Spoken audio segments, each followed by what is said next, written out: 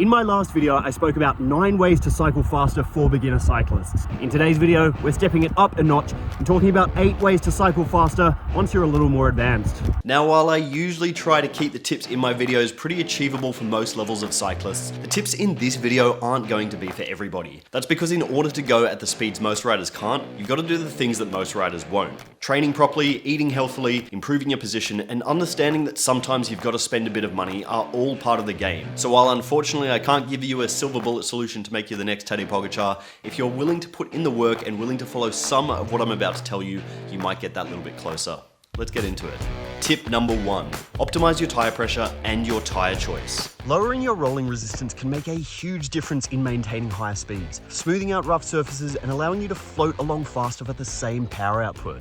Gone are the days where it was believed that the higher the tire pressure, the faster a cyclist would go. These days, almost the opposite is true. Studies have found that on regular riding surfaces, you're going to be faster when running too little tire pressure rather than too much. Obviously, you want the optimal tire pressure though, so I am going to get to that shortly. Before I do, it's worth noting that the savings on smooth surfaces aren't going to be crazy just by running the right tire pressure, usually around 3 to 5 watts at 40 kilometers an hour.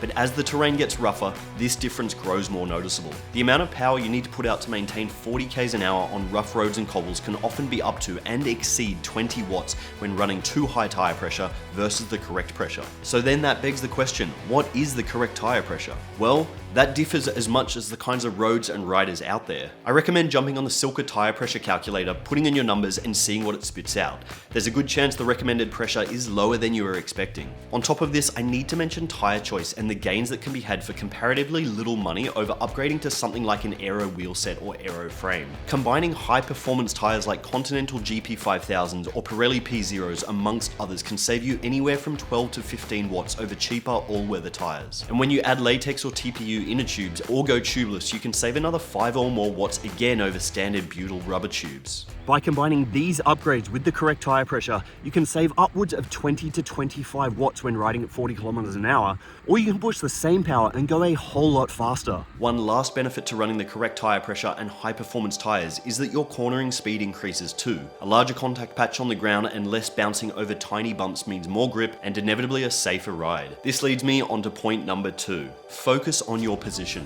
When riding, a whopping 80% of the aerodynamic drag slowing you down comes from your body, and only 20% comes from your bike. This means that in order to ride faster, simple changes in your position can have the biggest impact. The goal here, and what I'm getting at, is that if you want to go quick, you need to get aero. Now, we are all limited by our physiology. Taller riders are always going to push more wind than shorter riders, but no matter what your body type, learning to ride with your elbows bent, your forearms parallel to the ground, and a flatter back reduces your drag significantly over sitting more upright. Lowering your head so it sits in line with your back and out of the wind takes this a step further too. A good aerodynamic position can save you anywhere from 20 to 30 watts when riding at 40 kilometers per hour and is critical if you want to maintain that kind of speed for long periods of time. But don't be fooled into thinking this is a one and done solution. While the gains are huge, holding this position takes a lot of work. Next time you're out riding with a friend or on the turbo trainer at home, have someone film you doing what you feel is an aero position.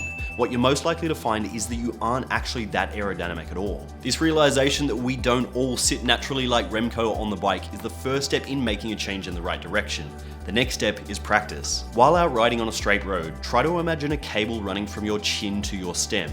You're wanting to make that cable as short as is feasibly comfortable, and then you want to hold it there. Keeping your chin as low to your stem for as long as you can is a good way to ensure that your head is low and out of the wind. On top of this, bring your hands in tight, trying to make them narrower than your shoulders, and then finally imagine you've got cables running from the tops of your shoulders to your ears. You want these cables to be as short as possible too. This is called the shrug, and it's one of the fastest positions you can learn to hold. Watch any video of Remco Evenepoel or Victor Campenaerts and you'll see what I mean. By working on your shrug over the course of multiple weeks and months, it will begin to feel natural and you'll begin to go faster. It makes a difference at speeds as low as 22 kilometers an hour, so even on shallow inclines, you're going to be pushing less watts for the same speed, or you'll end up moving faster for the same effort. At 40 kilometers an hour, you'll be working less than you ever have before, and if there's any kind of headwind around, you're going to cut through it with ease. Tip number 3. Attack the top of climbs, not the bottom. We all know the drill. You roll out with a bunch of mates, everyone comes into the first climb and there's fireworks. You put out a 5-second, 30-second and 1-minute power PR and then absolutely detonate and crawl your way to the top, struggling to hold zone 2 by the time you get there. This is not how fast cyclists ride. It's important to remember that if a climb is longer than a minute,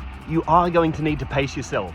I see it time and time again. Riders with a 250 watt FTP trying to hold 350 watts for the first couple of minutes of a climb, only to be holding 120 watts a short time later. A better tactic is to divide a climb into 4 parts, which is 3 segments of equal length and the final few hundred meters. The first segment should be ridden with pressure on the pedals, but no notable effort in your body.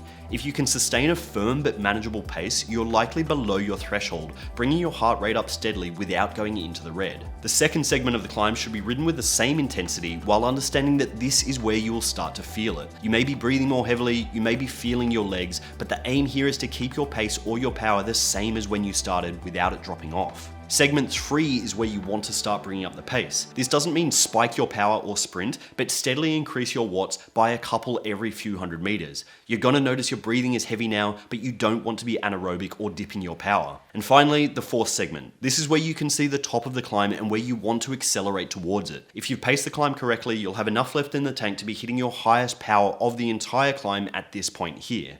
Now, I am happy to accept that this will not work for every climb, and not every climb does need to end in a sprint. But what I'm getting at is that hitting your highest numbers at the bottom of a climb is never going to end well, and it definitely won't have you ascending it as quick as you could otherwise. Pace your climbs wisely, ride them smoothly, and crest the top of them feeling like an absolute champion. Tip number 4. Follow some form of structured training. There is a very real fact that unless you are training 14 plus hours per week with specificity, you are very likely not hitting the peak of your physical performance on the bike, no matter what your age or your FTP. That does not mean you need to train that much. I understand that everybody has commitments, and for most people, 14 hours on the bike per week is just not feasible. But you clicked a video about how to ride faster, not stay where you are, so let me explain this a little bit more. In all my years of training, racing, and helping people train to race, there has been one constant. With more hours on the bike and more specificity, most riders can reach levels far beyond what they think they're capable of reaching, especially when compared with simply rolling around with their mates banging out the odd sprint or hill climb. The reality is, if you've been riding for a few years and you aren't structuring in at least 2 days of intervals per week, you aren't going to improve at the same rate as if you do.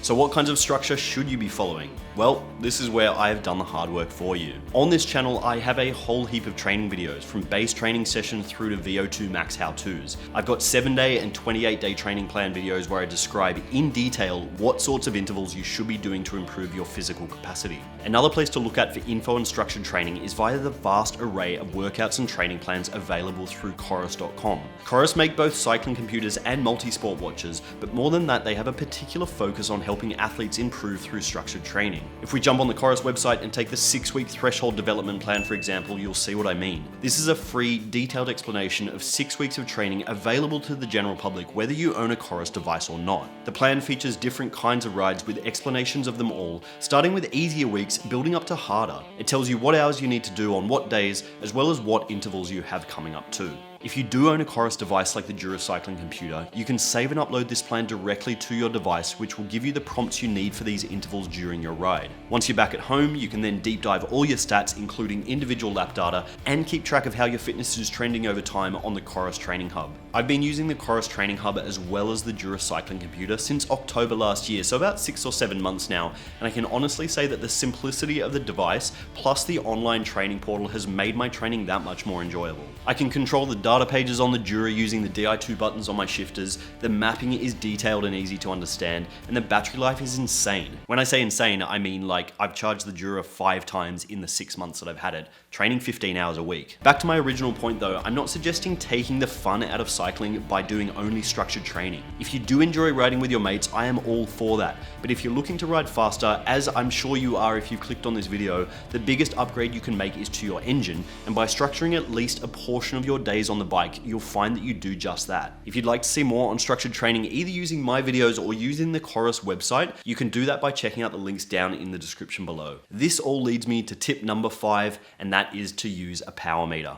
If you're serious about improving your speed on the bike, using a power meter is a must. Unlike your heart rate, which fluctuates due to heat and fatigue, a power meter will give you a constant measure of your effort through the pedals no matter what the temperature or how you're feeling. But more than this, a power meter will help with one part of cycling I rarely hear people discuss, and that is getting back up to speed over the tops of climbs. Remember in point number 3 where I said attack the tops of climbs rather than the bottom? A big part of that isn't just to do with pacing the climb itself, but with also how you maintain your speed once it's done. By using a power meter, measuring your effort, and then maintaining a consistent power output over the tops of climbs, you'll come back up to speed more quickly than you would otherwise. If you've got a descent coming up, know that this is where you can recover, rather than slowing to a crawl as the climb comes to an end, just because the hardest part is over. Second to this, I want to talk about using your power meter for riding on the flat. A lot of cyclists watch their power meter when climbing, but then forget it's there when they're not. This means that they don't actually move as quick as they could be, and their average speed suffers as a result. If you do have a power meter, try this. Next time you're out riding by yourself, pick a number. Let's say 70% of your FTP, and try and maintain that no matter what the terrain. Hold that on uphills, on the flat, and where possible on shallow descents without curves. Obviously avoid pedaling through turns and on sharp curves, but where you can, get back on the pedals and hold that 70%.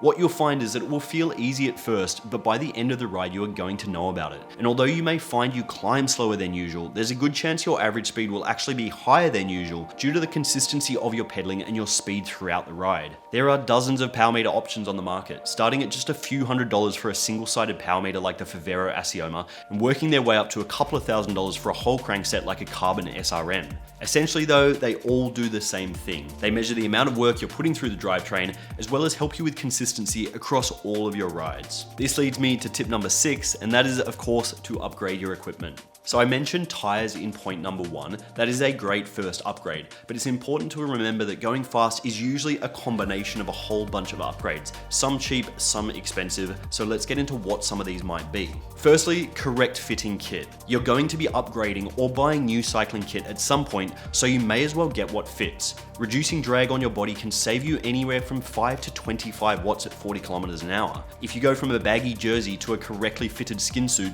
the gains will be immediately noticeable. Narrower handlebars are another good way to reduce your frontal area and the drag your arms create, and on top of this, a helmet with less vents will improve aerodynamics over one with a lot of holes, helping you to hold a higher speed for longer. For additional $20 to $30, you can go from cotton socks to aero socks, saving you an additional few watts, and then shoe covers, aero gloves, long sleeve skin suits, and shaved legs are all going to help you move through the air more easily. That last one is actually free to do. If you're looking to save another dozen watts or more for a little more money, a deeper wheel set will help too. And then if you still aren't finding you're going as quick as you could or you would like to, upgrading to an aero frame set is likely to get you those extra few kilometers per hour. Combining a bunch of these upgrades is a surefire way to make solid inroads in riding faster, on top of training of course, so pick a few that are within your budget and go from there. Tip number 7, keep an eye on your map. Unless you're riding either dead straight roads or a loop you know well, watching your map on your cycling computer is crucial for maintaining a high average speed. Knowing when a turn is coming up allows you to position yourself correctly on the bike, select the right gear, and take the best line through corners. All of these things will combine over the course of a ride to save you time, effort, and energy, and of course add up to a faster average speed.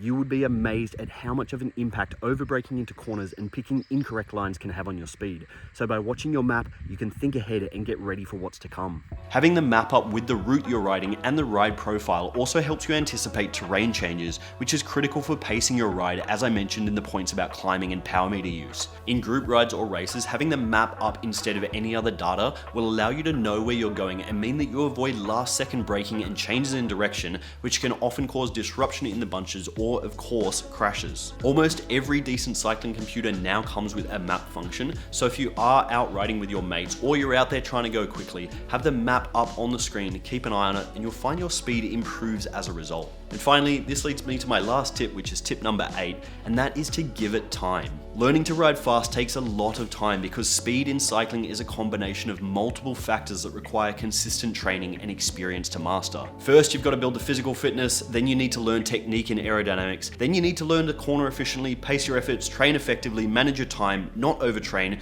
fuel correctly, draft, etc, etc. The list is long and the amount of hours you need to spend on the bike to learn all of this is a lot, but trust me, with time, it happens. If you set yourself a weekly riding goal in either distance or or hours and stick to it, in 12 months you won't know yourself and you'll definitely be riding faster. Focus, practice, assess, and focus some more. With patience, you are naturally going to improve. I hope you've all got something out of this video. If you did and you would like to whack a like on it, that would be great so the YouTube algorithm knows. And I hope if you haven't subscribed, you will subscribe for more videos like this into the future. I'll see you guys all in another one soon. Thanks guys. Adeu.